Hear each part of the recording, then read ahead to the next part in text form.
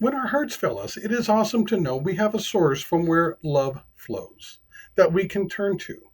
1 John 3:21c.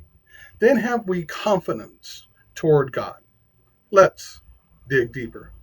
This variance reminds me that 1 Corinthians 3:19. For the wisdom of this world is foolishness with God, which can also be stated as 1 Corinthians 1:25. Because the foolishness of God is wiser than men, and the weakness of God is stronger than men.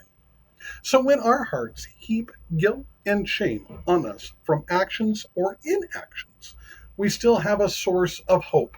Or when our hearts fail to convict and convert us from wrongdoing, we still have a source who will lovingly hold us accountable.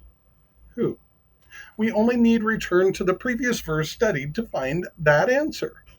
1 John 3:20. For if our heart condemn us, God is greater than our heart. This certainly doesn't mean that God cares not what our actions be. One of the earliest examples of this is God's counsel to Cain for improper sacrificial offerings.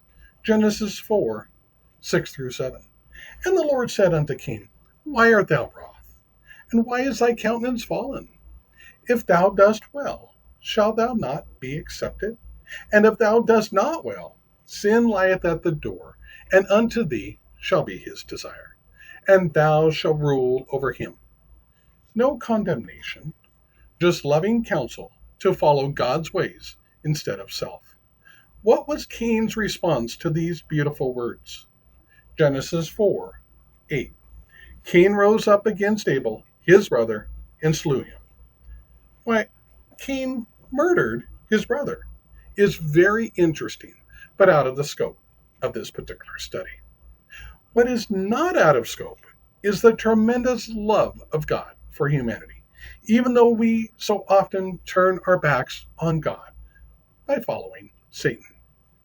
Joshua 24:14-15.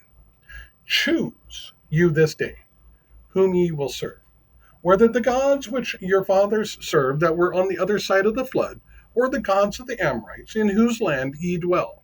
But as for me and my house, we will serve the Lord.